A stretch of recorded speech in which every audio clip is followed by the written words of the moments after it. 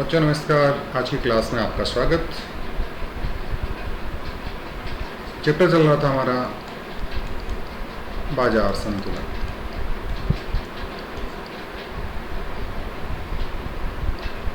आज इसको पूरा करेंगे। बाजार संतुलन में कल लास्ट हम पढ़ रहे थे मांग में शिफ्ट,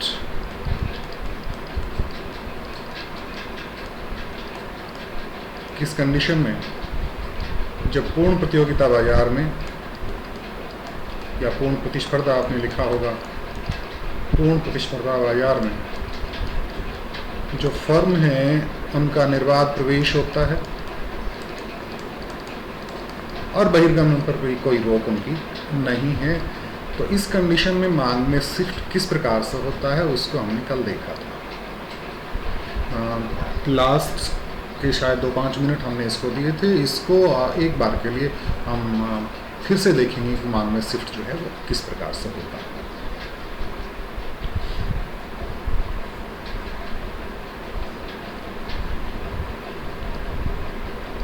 बात करते हैं मांग वक्र में शिफ्ट या मांग में शिफ्ट।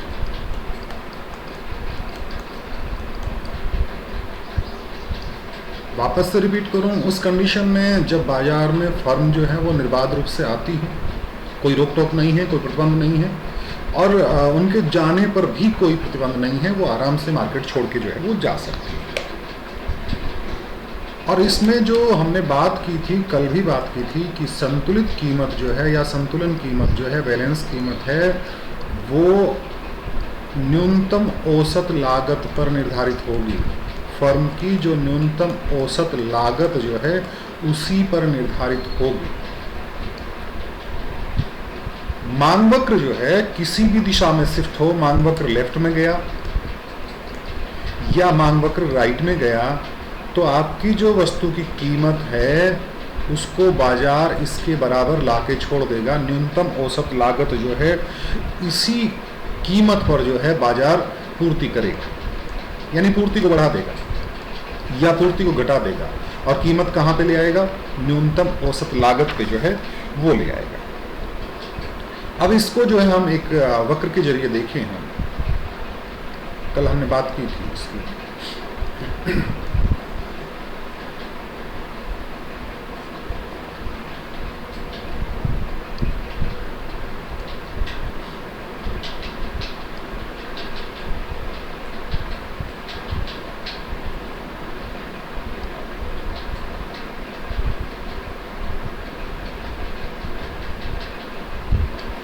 एक मांग वक्र बनाएंगे।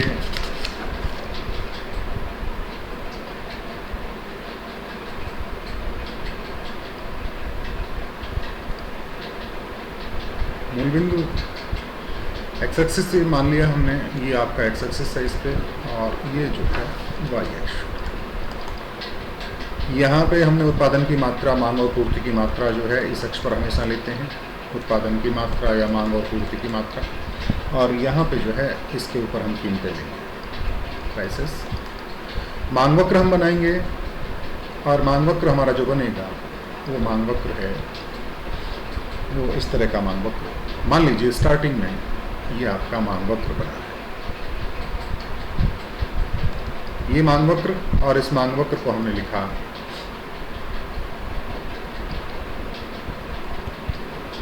डी।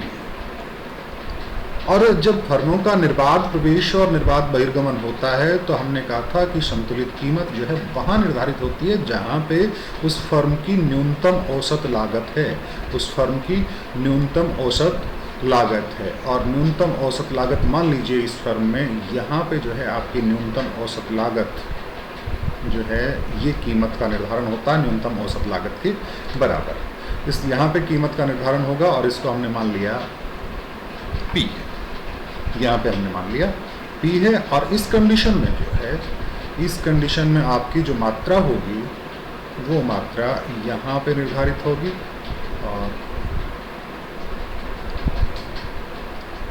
मात्रा का निर्धारण यहाँ पे होगा। और इस मात्रा को हमने लिखा है, मान लीजिए Q से लिखा है। इस मात्रा को किससे लिखा है बेटा?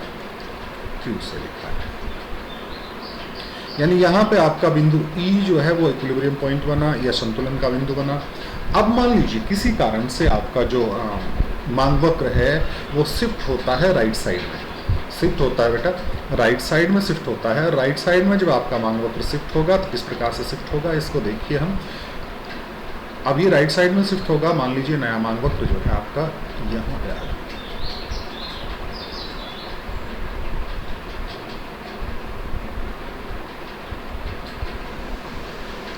ये नया मांग वक्र जो है आपका यहाँ पे आ गया और इसको हमने लिखा D1 D1। हमने कहा था कि मार्केट की शक्तियां इस तरह से काम करती हैं, जब निर्बाध प्रवेश और इसका बहिर्गमन होता है तो कीमतें न्यूनतम औसत लागत के बराबर होती हैं। और इस मांग वक्र में हम जब देखेंगे तो आपकी इस कीमत पर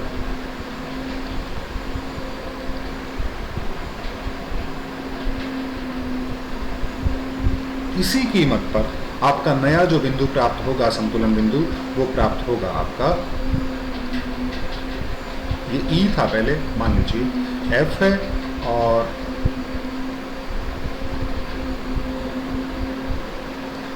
नई जो मात्रा हमको प्राप्त होगी वो इस प्रकार से प्राप्त होगी। यहाँ पर देखिए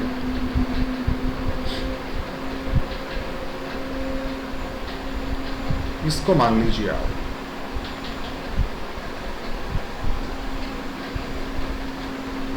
Q1, ये आ गया Q1। अब देखिए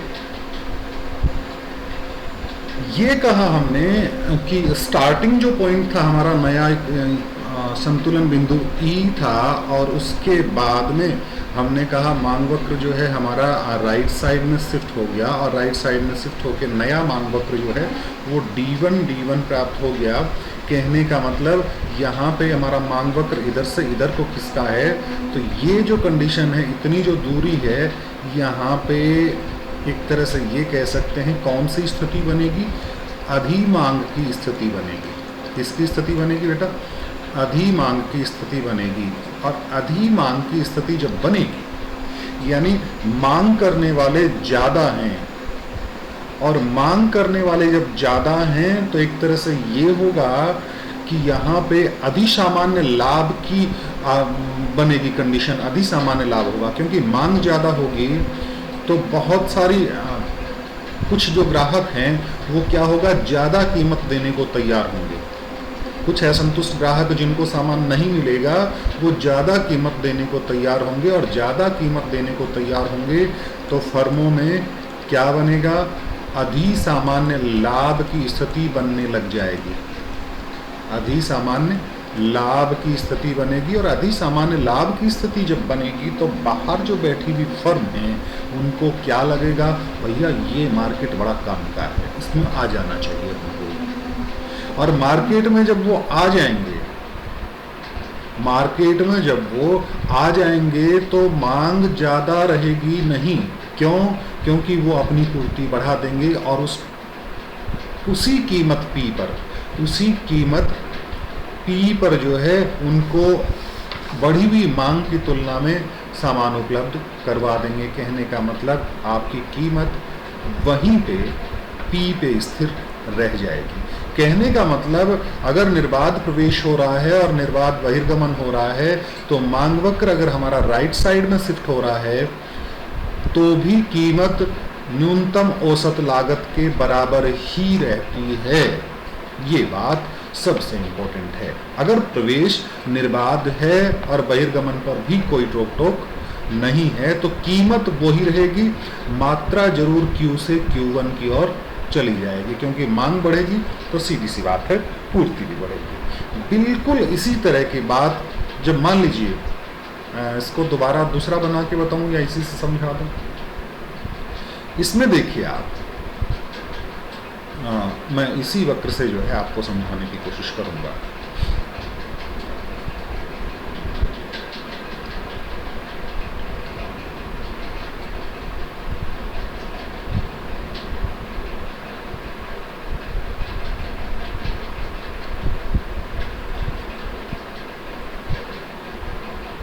आप बताएं तैयारी वैयारी कैसी चल रही है आप लोगों की? कमेंट बॉक्स खुला है, कोई रेस्ट्रिक्शन नहीं है, आप लिख सकते हैं अपनी समस्याएं, अपनी प्रतिक्रियाएं। हमें भी लगेगा कि क्या चल रहा है। समझ में आ रही है ना बात मेरी कि नहीं आ रही?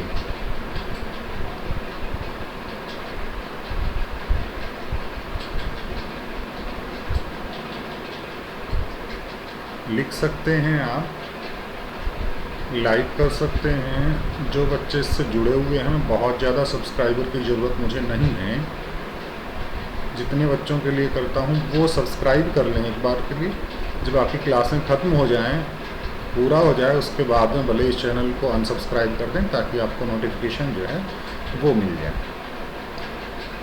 अब बात करते हैं, अगर मांग वक्र में शिफ्ट जो है वो लेफ्ट की तरफ होता है। मान लीजिए पुराना मांग वक्र जो है आपका ये है, ये वाला मांग वक्र डीडी है, इसको डीडी समझिए आप,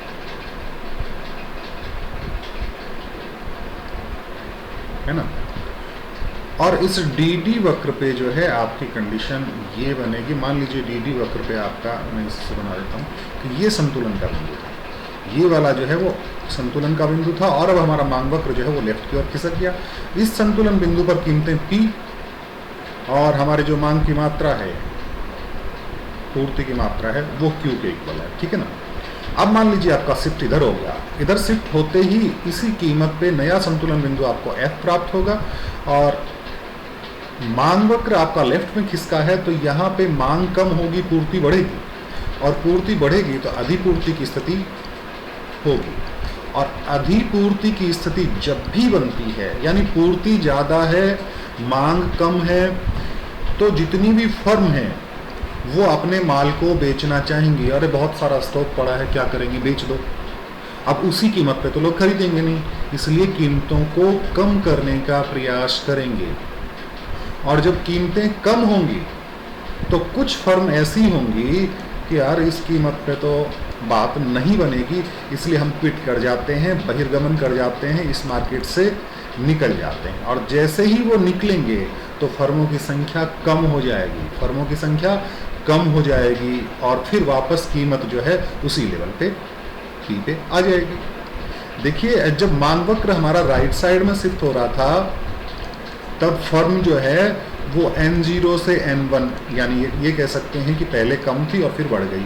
और यहाँ पे क्या हो रहा है कि फर्मों की संख्या N1 से N0, ये कह सकते हैं यहाँ पे फर्मों की संख्या कम हो रही है। उसमें ज़्यादा हो रही थी और इसमें कम हो रही है।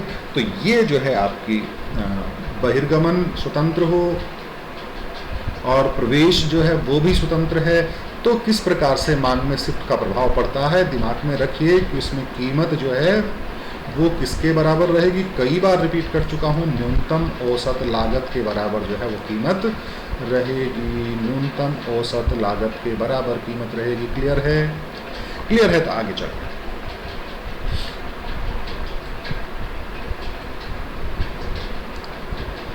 अब जो है इन वक्रों का, बाजार संतुलन का, मांग में शिफ्ट का, ये जो सारा कुछ है, इनके अनुप्रयोग जो हैं वो क्या होंगे, अप्लाई कहाँ करेंगे। और कोई पूछ सकता है वो पढ़ा तो था लेकिन इसका अप्लाई कहाँ करेंगे, क्या काम आता है, यानी इसके बात करेंगे हम अनुप्रयोग, कहाँ काम आता है। अब अनुप्रयोग जो है, अनुप्रयोग जब सरकार इन चीज़ों का प्रयोग करती है कीमतों के नियंत्रण के लिए, यानी सरकार जब कीमतों में सरकारी हस्तक्षेप करती है, इंटरफेयर करती है, तो जो है इन कीमतों पे किस प्रकार से फर्क पड़ेगा सरकारी हस्तक्षेप का, वो देखेंगे। सबसे पहली बात करते हैं हम उच्चतम निर्धारित कीमत। उच्चतम निर्धारित कीमत किस प्रकार से होता है उच्चतम निर्धारित कीमत, इसको दोबारा से लिख के देखते हैं हम। उच्चतम निर्धारित कीमत क्या है? उच्चतम निर्धारित कीमत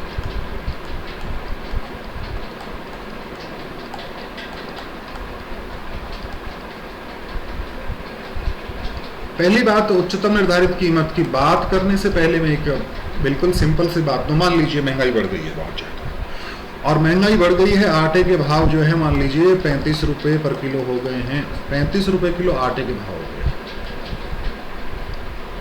एक बहुत बड़ी जनसंख्या वाला देश है हमारा, और उस बहुत बड़ी जनसंख्या में गरीबों की संख्या बहुत ज्यादा है, और बहुत सारे लोग ऐसे होंगे जो इस कीमत पे आटा अफोर्ड नहीं कर सकते। तेल की कीमतें बढ़ गई,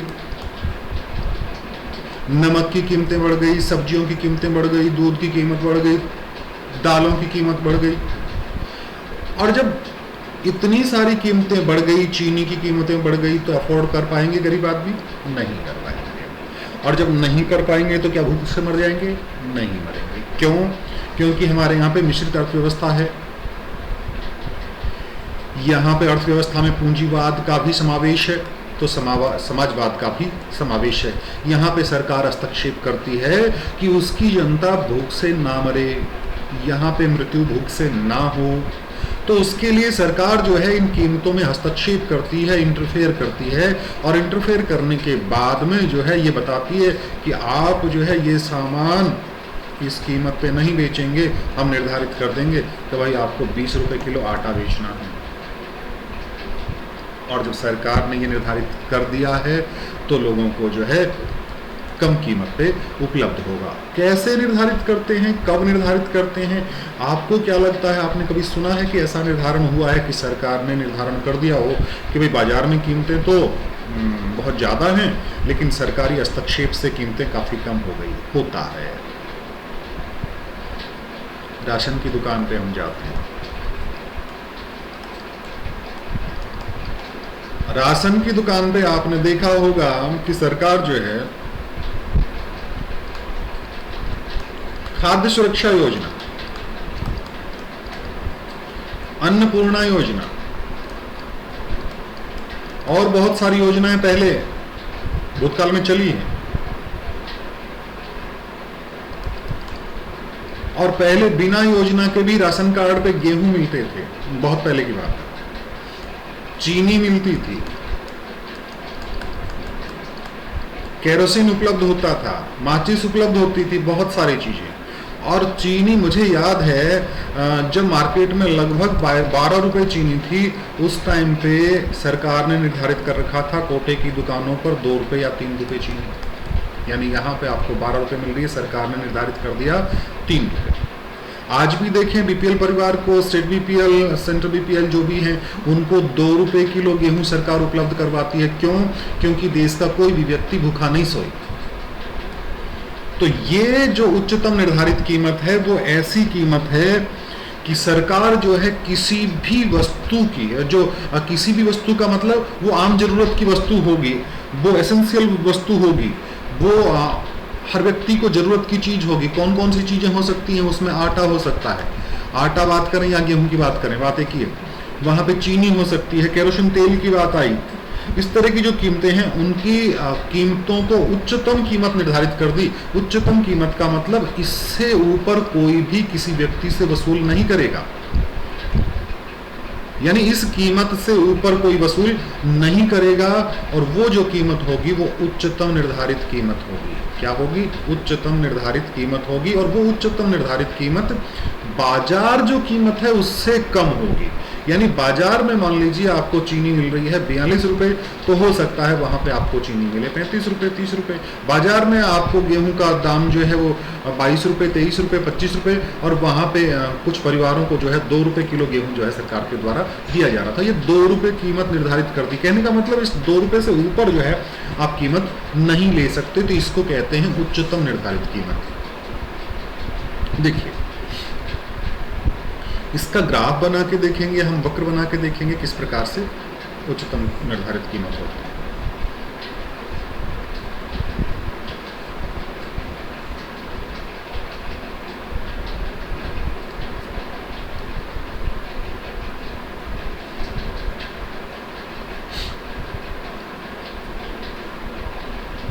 शुभम, शुभम आ गया क्या भाई? आओ ना, ठहर जाऊंगा, बताओ। हैं? फोन करके कह दे कि ठहर जाऊंगा, मेरी क्लास आ जाएगी, ठहर जाऊंगा ना। मैंने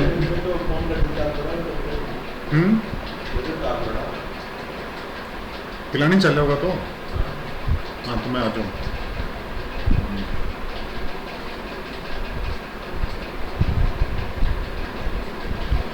इसका वक्र बना के देखेंगे, थोड़ा सा मुझे इससे है आज इसको पूरा करने का विचार था लेकिन बीच में छोड़ूंगा इसको, केवल इसका वक्र बना के बताऊँ। उसके बाद में हो सकता है टाइम मिला तो एक छोटी सी क्लास 10 मिनट की क्लास बचेगी और उस 10 मिनट की क्लास में हम क्लियर कर देंगे। ये वक्र बना के देखते हैं, मान लीजिए इस तरह का।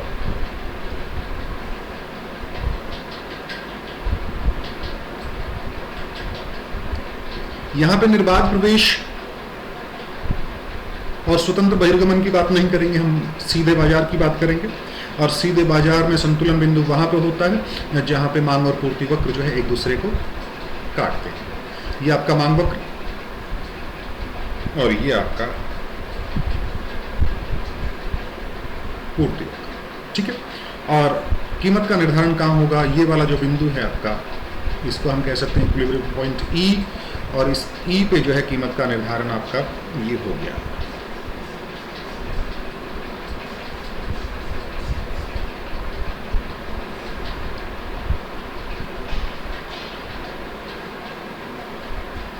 ये कीमत का निर्धारण हो गया आपका P।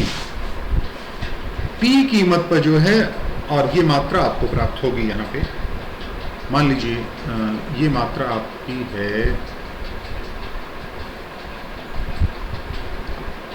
Q, और इस कीमत पर बहुत सारे जो उपभोक्ता हैं वो खरीद नहीं पा रहे हैं। ये मार्केट कीमत है आपकी, मार्केट ने निर्धारित कर दी संतुलन, जहां मांग और पूर्ति का संतुलन हुआ वहां पे P है, और सामान्य परिस्थितियां नहीं रही, अकाल की स्थिति आ गई या जो भी स्थिति आ गई, इस कीमत पर अफोर्ड नहीं कर पा रहे हैं कस्टमर, तो सरकार क्या करेगी? इस कीमत को कम करेगी। और इस कीमत को कम करने के लिए मान लीजिए आपकी कीमत जो है P से गिर के P1 पे आ गई है। कहां पे आ गई है?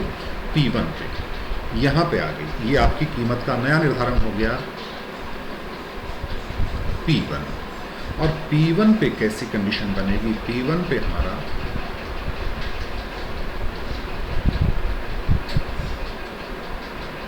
ये बन गया P1।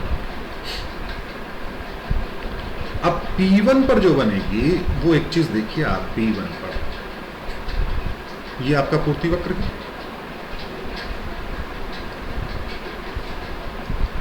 और ये आपका मांग वक्र है ना। देखिए इसको मैं लिखूं, पूर्ति वक्र जो है इसको काटा, इसको हमने लिखा QS और इसको लिखा QD। जैसे ही कीमतें गिरी, जैसे ही कीमतें गिरी तो ये तो हो गई आपकी पूर्ति और ये हो गई आपकी मांग। कीमतें गिरते ही मांग बढ़ गई है, मांग बढ़ गई है लेकिन पूर्ति काफी कम है, यानी फर्म केवल QS के बराबर पूर्ति कर सकते हैं। मांग बहुत ज्यादा बढ़ गई क्योंकि सरकार ने जो है अपनी कीमतें P से P1 तक गिरा दी है। सरकार ने निर्धारित कर दिया है, कौन सी कीमत निर्धारित कर दी बेटा? यहाँ पे उच्चतम निर्धारित कीमत, उच्चतम निर्धारित कीमत। और उच्चतम निर्धारित कीमत पे फटाक से क्या हो गया? डिमांड बहुत ज्यादा बढ़ गई। सस्ता करते ही लोग भागेंगे, कोई हमें इस कीमत पे वस्तु चाहिए। लेकिन फर्मों ने हाथ ऊपर कर दिए कि भाई हमारे पास इस कीमत पे इतनी पूर्ति नहीं दे सकते, तो हम Q से घटा के QS कर देंगे। Q से घटा के QS कर दी उसकी पूर्ति। तो अब इस पूर्ति के लिए क्या करेंगे? फर्म जो है इससे ज्यादा पूर्ति नहीं कर सकती, और जब पूर्ति नहीं कर सकती तो क्या करेंगे? तो फिर राशनिंग करेंगे। सरकार कहेगी कि सबको उपलब्ध नहीं करवाएंगे भैया, इस कीमत पे, इस कीमत पे पूरे देश को उपलब्ध नहीं करवाएंगे। तो कैटेगरीज बना दी कि इस कीमत पे हम BPL को देंगे, या खाद्य सुरक्षा योजना वालों को देंगे, इस तरह की बात कर सकती है। या फिर ये कहेंगे कि हम आपको केवल 20 किलो ही देंगे, हम चीनी आपको महीने की 5 किलो ही देंगे, या प्रति परिवार या प्रति सदस्य जो है वो इतनी ही चीनी देंगे, इससे ज्यादा आप नहीं खरीद सकते। ताकि ये वाली जो पूर्ति है, इस पूर्ति पर आपकी बात बन जाए। समझ में है? छोटी सी बात, 10 मिनट की बात है, थोड़ा अर्जेंट है, कोशिश करूँगा आज ही एक छोटा सा वीडियो बना के और डाल दूँ। अगर नहीं होता है तो कल कंफर्म कर दूँ। Thank you.